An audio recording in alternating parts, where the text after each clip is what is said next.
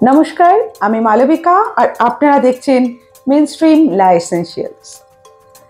বন্ধুরা, আজকে আমি আপনাদের সাথে একটা বিষয় নিয়ে আলোচনা করতে চাই, সেটা হচ্ছে মাস্কারা। আমরা সবাই জানি মাস্কারা কি। মাস্কারা হচ্ছে এমন একটি প্রোডাক্ট, বিউটি প্রোডাক্ট, যেটা ছাড়া আমাদের কিন্তু মেকআপ কখনো কমপ্লিট হয় না।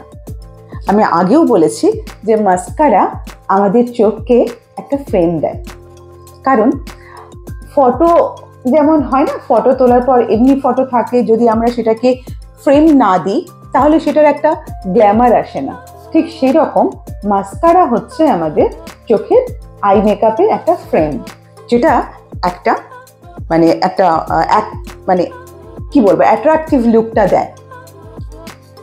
যাই হোক, এই মাস্কারা আমরা কোথায় লাগাই? আমাদের চোখ যেটা আছে, আমাদের যে চোখ আই এরিয়া, এর কিছু কিছু জায়গার নাম আছে, এক একটা অংশের নাম আছে। যেমন ধরুন, আমরা যখন আইশ্যাডো ইউজ করছি, কোথায় ইউজ করছি? যখন আমরা আইশ্যাডো ইউজ করছি আমাদের চোখের, আমরা বলে থাকি সকেট এরিয়া, সেখানে আমরা আইশ্যাডোটা লাগাচ্ছি।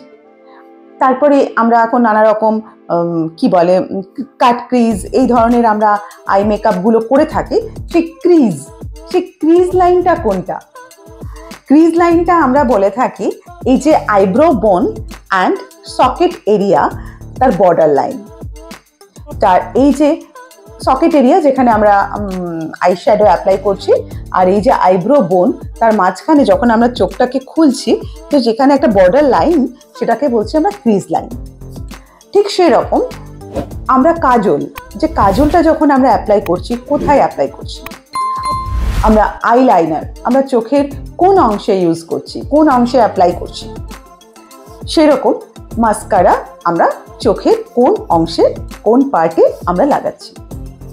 কাজল আমরা যেখানে লাগিয়ে থাকি তাকে আমরা বলছি টিয়ার লাইন। টিয়ার মানে হচ্ছে চোখের জল, রাইট? টিয়ার মানে হচ্ছে চোখের জল। আমাদের যখন আমাদের ফিলিংস হয়, যখন আমাদের চোখে জল আসে, দেখবেন প্রথমেই আমাদের এই চোখের ভেতরে একটা টিয়ার লাইন থাকে, সেখান থেকে জলটা বেরোয়। তো আমরা সেই জায়গাটাতে কাজলটা অ্যাপ্লাই করছি। সেকেন্ড থিং, আমাদের আইলাইনারটা আমরা অ্যাপ্লাই করছি আমাদের লিড এরিয়া, চোখের যে লিড এরিয়া বলছে, তার উপরে আমরা আইলাইনারটাকে লাগাচ্ছি। তাহলে রইল বাকি কি? মাস্কারা লাগাবার জায়গা। আমরা চোখের ঠিক কোন জায়গায় মাস্কারাটা অ্যাপ্লাই করছি? আমরা চোখের ঠিক আইল্যাশ, আমাদের যে জায়গায় আমরা মাস্কারাটা ইউজ করছি বা মাস্কারাটা অ্যাপ্লাই করছি, সেটা হচ্ছে আমাদের আইল্যাশ। এরপরে কথা হচ্ছে যে এই মাস্কারা আমাদের কত রকমের হয়ে থাকে। মাস্কারা আমাদের বলছি দু রকমের হয়ে থাকে। একটা হচ্ছে আমাদের ওয়াশেবল, একটা হচ্ছে ওয়াটারপ্রুফ। এছাড়া যদি আমরা বলে থাকি ভলিউমিসিং, আমরা কার্লিং, ডিফাইনিং, সেগুলো আমি বলবো ব্রাশ। একটা ব্রাশ হয় মাস্কারা ব্রাশ, যেটা আমরা মাস্কারাটাকে অ্যাপ্লাই করছি, সেগুলোকে আমরা মাস্কারার মধ্যে নিয়ে আমরা আইল্যাশে অ্যাপ্লাই করতে পারি। তো আমাদের এই যে ওয়াটারপ্রুফ মাস্কারা আর ওয়াশেবল মাস্কারা, সেটা কি? যখন আগেকার দিনে যখন আমরা মেকআপ করা হতো আমাদের, তখন আমাদের যখন চোখে জল আসতো, তখন কিন্তু একদম কালো হয়ে একাকার হয়ে যেত, যেটাকে আমরা বলছি ওয়াশেবল মাস্কারা। আমরা সেটা যদি অ্যাপ্লাই করি, তো আমরা কিন্তু যখন আমরা ফেস ওয়াশ হোক বা আমরা যে কোনো সাবান জল দিয়ে আমরা সেটাকে উঠিয়ে ফেলতে পারি। কিন্তু ওয়াশেবল যেটা ওয়াটারপ্রুফ মাস্কারা আমাদের জল দিয়ে ওঠানো সম্ভব নয়। আমাদেরকে যতই আমাদের চোখে জল আসুক, যতই আমরা কান্নাকাটি করি না কেন, এই মাস্কারা কিন্তু উঠবে না। এই মাস্কারাকে ওঠাতে গেলে, রিমুভ করতে গেলে কিন্তু আমাদের দরকার আই মেকআপ যে রিমুভার বা মেকআপ রিমুভার, সেটা দিয়ে আমাদেরকে মাস্কারাটাকে রিমুভ করতে হয়। কারণ কি, আমরা মেকআপ করার পর তো আমাদের মেকআপটাকে রিমুভ করার খুবই দরকার। কারণ মেকআপ সমেত তো আমরা ঘুমোতে পারি না, তাতে আমাদের স্কিনের ওপরে এফেক্ট হয়। সেটা আমি আগেও বলেছি এবং পরে আবারও বলবো।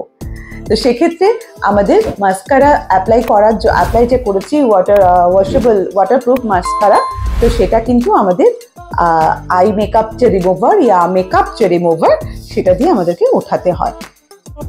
এরপরে আমরা মাস্কারাটা কেন লাগিয়ে থাকি? অনেকে আইল্যাশ কম থাকে, ভলিউম কম থাকে, একটা ব্যাকা যেটাকে কার্লি বলছি সেই লুকটা দেওয়ার জন্য মাস্কারা আমাদের আইল্যাশটাকে ডিফাইন করার জন্য আমরা বিভিন্ন কারণে আমরা মাস্কারা ইউজ করে থাকি। কিন্তু সবসময় তো মাস্কারা যখন আমরা সব জায়গায়, যেমন বিয়ে বাড়ি বা ব্রাইডাল যে নিজে যে ব্রাইড সেটা, বা কলেজ যাচ্ছি বা কোনো অনুষ্ঠান বাড়ি যাচ্ছি, তখন আমরা যে মাস্কারা লাগাবো তার জন্য ইউজ করব, তার জন্য ব্রাশের ওপরে কিন্তু ডিপেন্ড করতে হয়। ব্রাশ কোন আমি কার্লি করব না শুধু অনলি ডিফাইন মানে জাস্ট বোঝানোর জন্য করব, তো সেক্ষেত্রে সেই রকম ব্রাশ আমরা ব্যবহার করতে পারি। আর একটা দিনের বেলায় ধরুন আমরা কোথাও যাচ্ছি কোনো পার্টিতে, তখন আমি ডার্ক কালারের মাস্কারাটা ইউজ করলে না একটুখানি কেমন যেন একটা ভীষণ অড লাগে অনেক সময়। তো সেক্ষেত্রে কিন্তু আমরা ট্রান্সপারেন্ট একটা মাস্কারা আছে, ট্রান্সপারেন্ট মাস্কারা, যেটা কিনা আমাদের চোখের পাতাটাকে আইল্যাশটাকে ডিফাইন করে, অথচ সেরকম কোনো গর্জিয়াস লুক দেয় না, অথচ খুব সুন্দর একটা নিউড একটা লুক দেয়। তো যাই হোক, এইটা হলো আমাদের যে মাস্কারা কত রকমের হয় আর মাস্কারা আমরা কিভাবে লাগাচ্ছি বা কিভাবে অ্যাপ্লাই করছি।